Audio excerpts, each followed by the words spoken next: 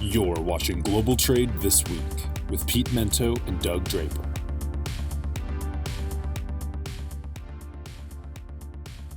Hello, everyone, and welcome to Global Trade This Week. If it's happening in trade, we're going to talk about it. Now we're going to talk about it. We're going to talk about what we think is going to happen. I'm bringing the energy, Doug. You like that? Yeah, you are. Hot and heavy. Yes, and as always, my intrepid partner, the what were the two guys on Lethal Weapon? Briggs, and I can't remember the other guy's name. Murtaugh? Was that it? Murtaugh.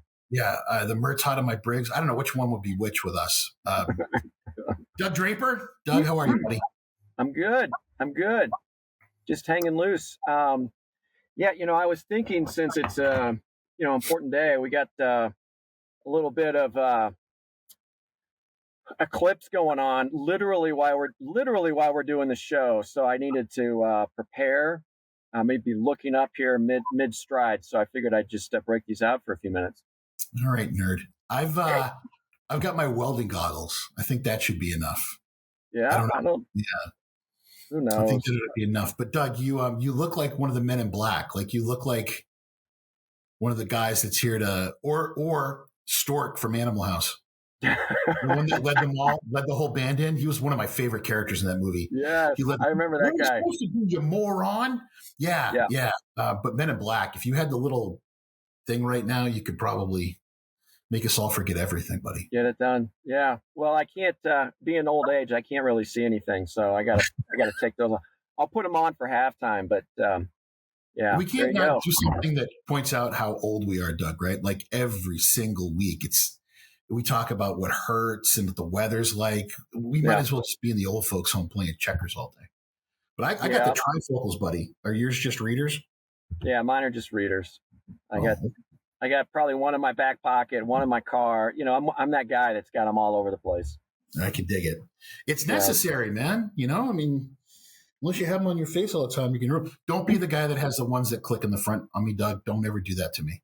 You know what I'm talking about? Like they hang, you just pop them click off. them and put them on. Yeah. That's like having a holster for your phone. I can't let that happen, buddy. I'm sorry. Yeah. I will not. That's why they're not thick framed. Maybe I'll have to get a pair of thick framed ones. But yeah. Anyway, I'll bring these out during halftime so we can be safe. Right? Safety first, my friend. Safety first. Well, Doug, because I opened the show, which we won't talk about how often Doug forgets who's opening the show. That means the first topic, my friend, is yours. So What you got going, pal?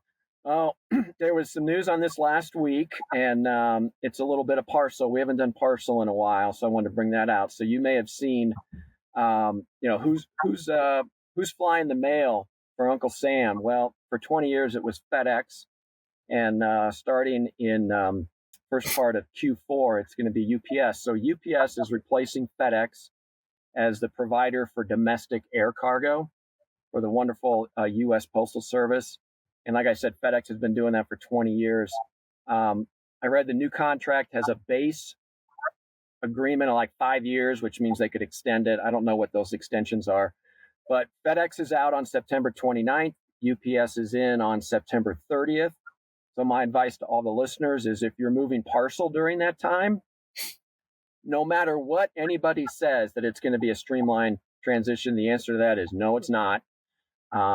So be prepared if you're shipping stuff through the post office that last couple days of September. So I'm going to take this in three parts. Part number one, FedEx. What do they get out of it, right? So USPS in the last couple of years has migrated more towards taking product out of the air and putting it on the ground.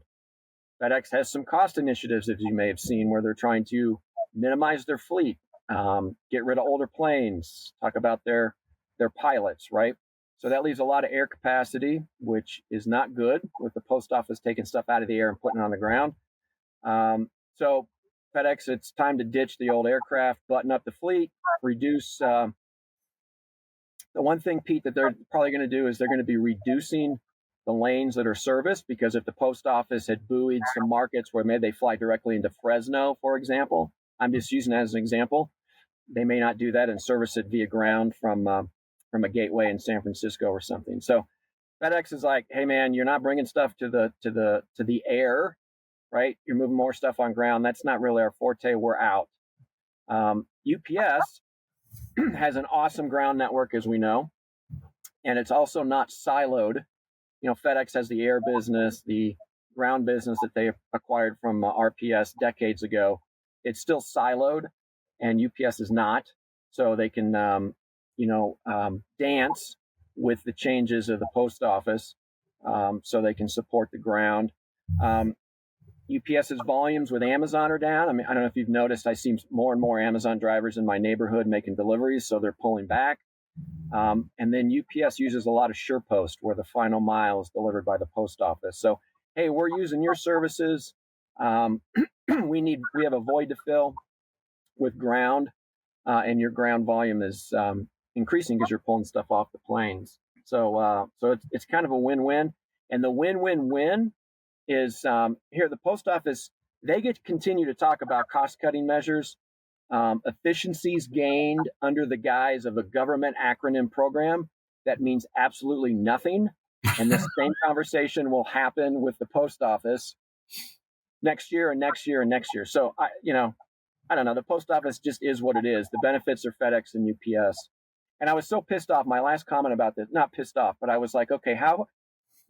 I looked at DeJoy's compensation, Postmaster General.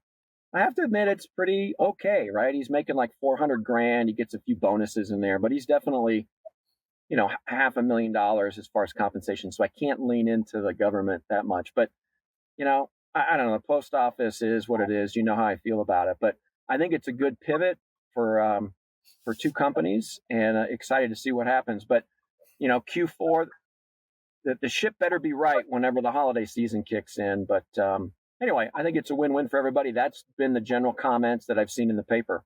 So have you heard about it? You got any comments or take on it? Now, the first thing I noticed when I was looking up articles about this for today is UPS saying they've got to hire something crazy like 300 pilots in order to deal with it, which is incredible. The second thing, because I am team post office, Doug, I was looking to see how big this contract was. And I didn't find anything that specifically called it out, but it really led to what you were just talking about. So thank you for setting that up. The Postmaster General doesn't make a lot of money and has a tremendous amount of sway and say in what goes on there. Like, imagine the CEO of a freight company of a similar size making $400,000 a year. It's probably the worst paying job I could possibly imagine in our industry, is being in charge of the mail service. So bless them. As far as the transition goes, man, I got no idea. I can't imagine having to be in that meeting as UPS and what you had to present to them, saying, here's how we're going to make sure everything goes just fine. Yeah. That's got to be a tough situation. But then it got me thinking, Doug, who else was in competition here? Right? So there's UPS and FedEx, and I guess maybe DHL. But could you imagine if Doug and Pete walked in with a flip chart and a pointer? We're like, here's how Doug and Pete Air Freight are going to pick up this business and make sure that it transitions just fine for the U.S. Postal Service. And we're going to have competitive rates. Do you have any planes? Absolutely not. Do you have any ground network? Nope, none at all. And how many employees do you have? We have 2, but we work really hard. And I got a hell of a Rolodex. I'll call some people up. We'll get some employees real quick. Just why don't you trust the little guy, right? Yeah. Interesting. This topic will be brought back up again when the start of Q4 happens. So, what's going to happen, Doug, if everything goes fine? Because my postal service, my guys, the postal service, they didn't drop the ball, huh? The post office doesn't have to do anything. They don't have to do anything. So if it drops the ball, it's going to be UPS, and then they'll say FedEx didn't transition it correctly. But the post office doesn't have to do anything. What happens if it goes just fine? Are you going to apologize live on the air? No, I'm not, because the post office didn't do anything. Man, you have got a couple of drones, the postal service. You are going to hate them forever, no matter what I do. That's another topic. I don't dislike any individuals within the organization. It's just the premise, the fact that they have so many opportunities, so many times, year over year over year, to better themselves, and they don't do anything about it. And they deliver. Boy, do they deliver, Doug.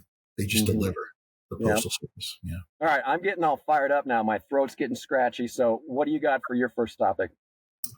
More of updates on the Port of Baltimore. So last Tuesday, I was driving from, was it Monday? I don't remember. I was driving from DC up to New Jersey to speak at PCSC. And right before I got into the Harbor Tunnel, man, you could see it all. You could see the damage to the bridge. And then what looked like, in the Death Star, right? When they're like, that's not a moon. You're looking over there and you're like, wow, is that like another city? No, that's the ship. It's so big on the horizon. I mean, I'd never even set foot on a ship that big in my whole, actually, I aircraft carrier, but I mean, I'd never seen anything that big in my life. And it just brought it all into scope really quick. But over the course of last week, just some updates on Baltimore. The first and probably the most important is the Department of Transportation and the White House have both said that from what they're hearing from our friends at the Army Corps of Engineers, this will be weeks before they're able to have regular vessel traffic again. So they're saying probably at some point, actually in this month, we'll start to see regular vessel traffic again. They have opened up channels for tug and barge so that they can get material through. They can get building material, salvage material, scrap material through, and construction work through. But still no ships going in and out. Another thing that was brought up is it's going to take a long, long time to get this bridge built again. And they're dealing with it now. I don't even think they understand how they're going to design it. Are they going to use existing parts of the infrastructure, whatever the case may be? But it's going to cause a pretty ugly delay for travelers that are used to going up and down the East Coast. And 300,000 people a day, that's a lot, Doug. So I have a feeling that we'll get commerce moving again long before we get people moving again through that part of the world.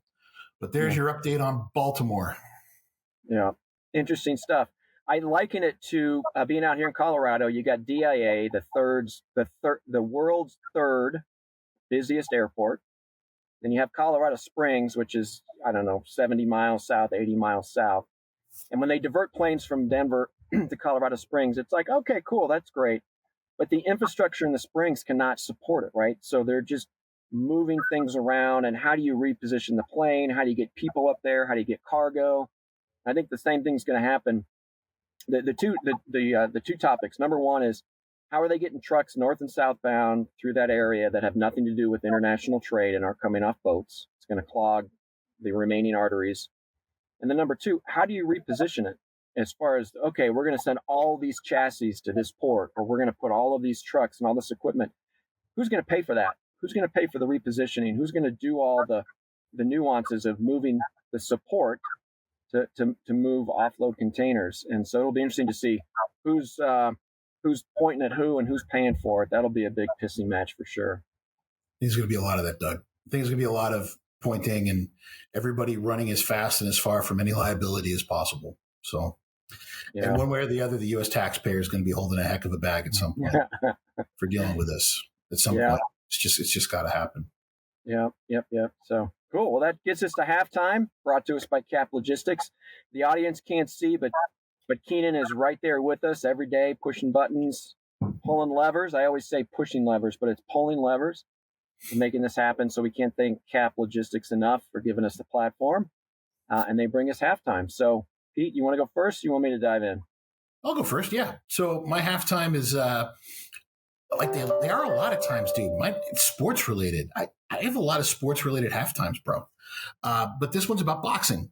So when I was a kid growing up, I don't know about you, buddy, but I would watch a lot of boxing with my pop, and then later on my grandfather. It was a big sport. Guys bet on it. Plus, we grew up in the era of Muhammad Ali and Sugar Ray Leonard and Holmes and Hagler and just big, huge personalities that were so fun to watch. You also know I'm a massive MMA fan, mixed martial arts, which has really taken a bite out of the backside of boxing. Well, ever since these whack job YouTubers started smacking each other about the head, boxing's kind of made a comeback. Also because of Tyson Fury. There's a lot of big names in boxing again. But it's these celebrity matches that crack me up, except for the latest. Mm-hmm. So, Doug, I'm sure you know, on Netflix this summer, Mike Tyson, I think it's Jake Paul, I think. Yep. Correct. Are getting in the ring. Mike Tyson, I think, will be 57 years old when he gets in there. I don't think that the Paul boy's even 30 yet. And Mike Tyson's given up a significant reach. And he's a big boy, but this other kid's bigger. I've been watching him work out, and I know that hitting mitts is no way to really tell a fighter, but at 57, I would still not step on Mike Tyson's sneakers. That guy looks like a monster. And I don't know how it's going to turn out. I have no idea how it's going to turn out, but I'll be watching that with one thing in mind. I want to see Mike Tyson knock the soul out of this kid. I think he's annoying. I can't stand him. I respect him for what he's done. You got to respect him. But I would love to see an old Mike Tyson get back in the ring and just absolutely mollywop this kid into next month. Mm-hmm. I don't know, Doug, how do you feel about old men fighting young men for money on Netflix? Well, I did that this weekend and lost. I'm kidding. I'm joking. But I think everybody wants to see Tyson come and handle his business. And I've seen those videos he's been posting on Reddit and YouTube and stuff. And he is a bad man. Yeah. He's a bad man. Yeah. So when is it again? What, July? I think it's July, yeah. But you remember, like, when we were kids, you tune in to watch the Mike Tyson fight, and like 30 seconds later, it's over. I don't think it's going to be anything like that, but I got a feeling Mike's going to bring hell to this poor kid. So we'll see. Yeah. Cool. All right. What you got for us, Doug? All right. Mine is somewhat related to, it is related to space and the moon. And I saw last week that there is a decree or request coming straight from the Oval Office, if you will, to have a coordinated lunar time. And I think it's going to be called like LTC. But they want to basically put a time zone on the moon. And they want to do it because they want private space companies and countries to be synchronized that are in the celestial industries, which I think is this is stupid. I don't understand. There's only a handful of people that are up there. But let me rephrase that. There's nobody up there right now. I don't know, maybe I kind of get it if things come around, but I saw that and I'm like, isn't there a whole lot of other things that we could be focusing on down on Earth that would, energy would be better used? And then I dove deeper, and the Department of Defense is working with companies about developing a railroad on the moon to transport goods across the lunar surface. I'm like, what? Come on. Like, are you kidding me? That's 50 years away. I don't understand why this is happening. I don't understand why it's important. And let alone the Department of Defense focusing on how to build a railroad on the moon. Come on, we're better than that. That's crazy. Doug, and just take your phone out and shake it at the sky at this point. Yes. You know what? That's, I don't know. And then my wife this morning, and I told her I would bring this up on Global Trade. She said, hey, do you know that the eclipse today in the right areas is going to be a total eclipse for 4 minutes and 27 seconds? And she said, you know the song by Bonnie Tyler, Total Eclipse of the Heart? Yeah. 4 minutes and 30 seconds. So I'm thinking that is no coincidence that, the music industry in the 80s and celestial space really knows a little bit more about each other than you may think. So, crank the song, feel good about it, but 427 and 430, it's too coincidental not to have some sort of connection. Wow, Doug, you are pretty irritated, aren't you? I think we need to take you out. First of all, it's thinking like that. If everyone thought like that in the 60s, Doug, we wouldn't have global political and economic and military dominance as a country. We wouldn't have Tang or the way that we wrap Pop-Tarts. Yeah. How dare you, Doug?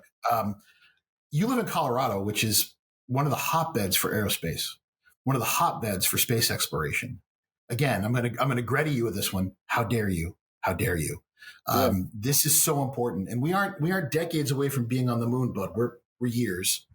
If you haven't been paying attention to the companies that are going to be 3D printing landing pads and 3D printing housing up there, the idea is to make it our launching point for Mars, and it's a brilliant one.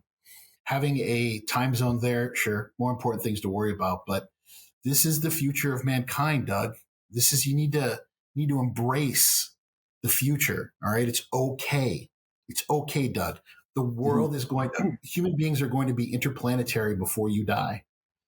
and you just need to come to grips with it, baby. And you live in the state where some of the best, biggest, most exciting work is being done. So you should be proud as a Coloradan of what's going on with space. Yeah. Yeah, well, I'm super excited about a railroad track on the moon. That's super important to me right now. You're going to have to get all the mined materials from one place to another. And that's probably how you're going to do it. You wait till we go to Mars, dude.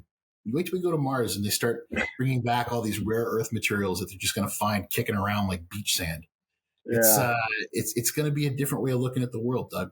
You've been watching too many episodes of For All Mankind. That's the deal with that. All based on science, baby. All based on science.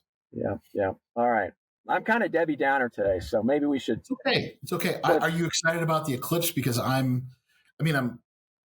it's interesting. But I don't. Yeah, I know, man. Don't wear those. You need something darker. That's not dark enough. No, trust me, it's dark enough. It is dark enough. There's an excellent book. I'm not suggesting anyone look directly at the eclipse now or ever. Okay. But there is an excellent book called The Marriage of the Sun and the Moon, which goes into non-chemical ways that human beings have expanded their consciousness throughout time.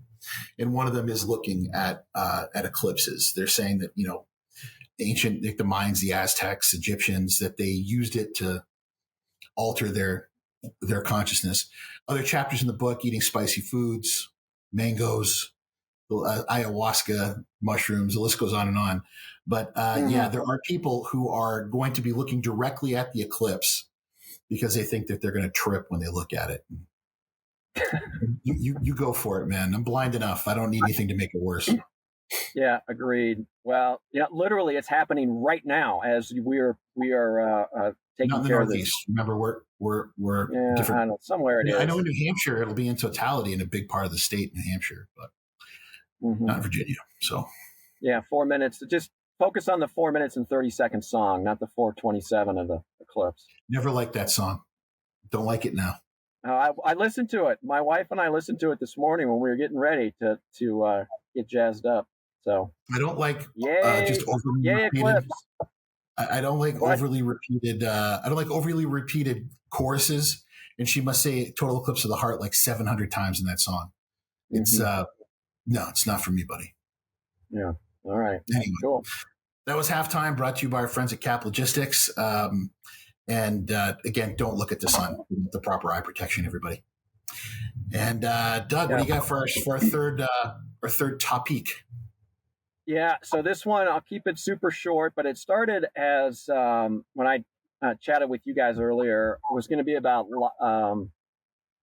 logistics technology and how during the pandemic there was so much money being jumped into that, and everybody wanted the next great thing, and it kind of tanked a little bit after COVID.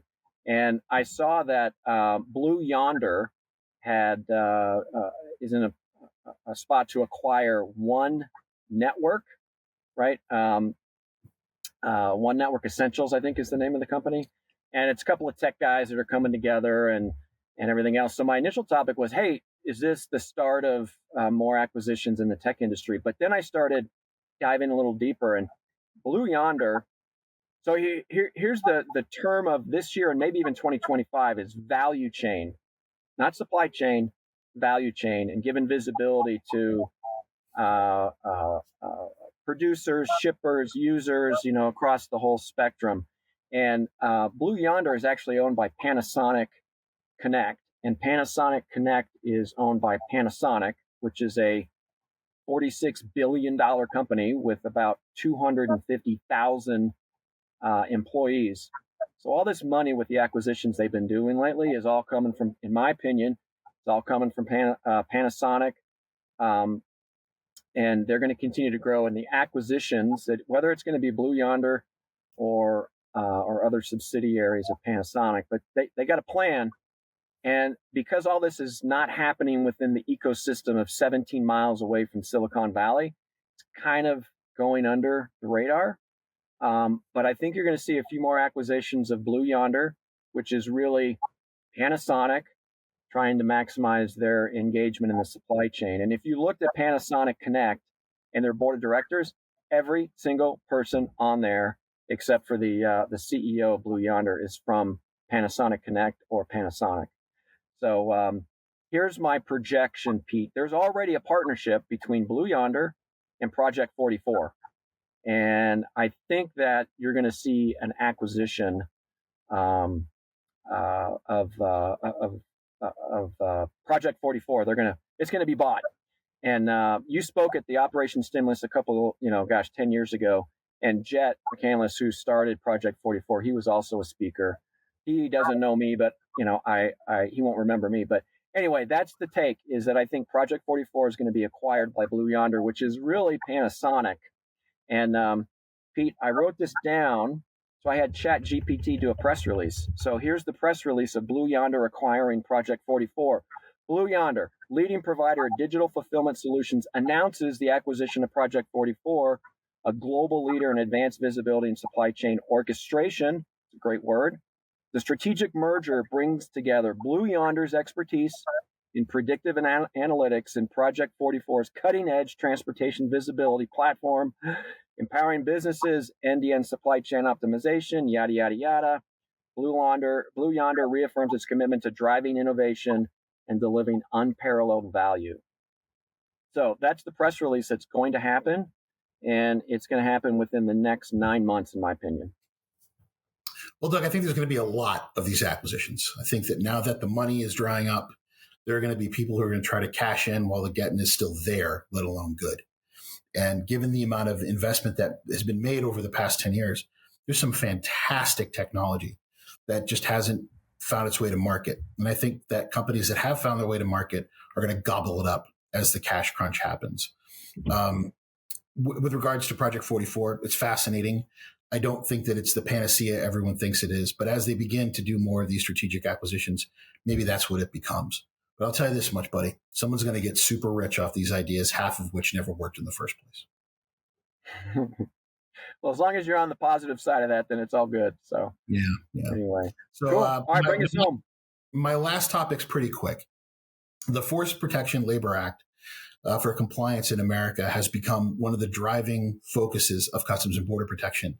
It's also really turned into what I can only describe as a very effective project or effective enforcement action by CBP, where it's doing what they want it to do. It's stopping Americans from doing work with these foreign suppliers.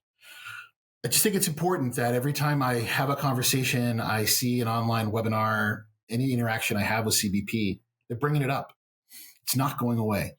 So for those of you who have not really paid attention, regardless of the industry, of how forced labor could be impacting your business, you need to sit down, know your supply chain from start to finish, and know who's supplying your suppliers, because it will eventually come, in my opinion, Doug, it will come to all industries. Mm-hmm. Yeah, know your suppliers. That's key. And I think people dive kind of deep, and at some point they don't really want to know, Nope. Right? I think that there is more forced labor out there than we may realize with all the things that we touch, purchase, and engage with, and even eat. You made a comment before we jumped on here, but absolutely 100% agree. I'm not sure if people want to know the dirty laundry and know where their suppliers are getting the raw materials. Absolutely not. And unfortunately, the government's going to make them learn, Doug. Yeah, good. Yeah. I'm all for it. All right, that's the part of the government that's the part of the government that's good. I'm good with that. Not the post office. I opened the show, Doug. So who closes it? Oh yeah, got it. So that means, thank you for the reminder. So that's it. That's the latest edition of Global Trade this week. As we said during halftime, it's brought to you by Cap Logistics. Please check them out at caplogistics.com. It is always fun to talk. We always come up with some crazy stuff, and the funnest part, I know that's not a word, is just the banter, because half the stuff that you and I talk about, we don't really prepare for. It just kind of comes out, and hopefully we sound somewhat intelligent. But it's always a blast to do this show every week with you, Pete, and I want to thank the audience for joining us as well. So next week, we'll do it all over again. Pete, have a good one, man. Travel safe this week. You too, buddy. Take care, everyone. Bye-bye. All right. Yep.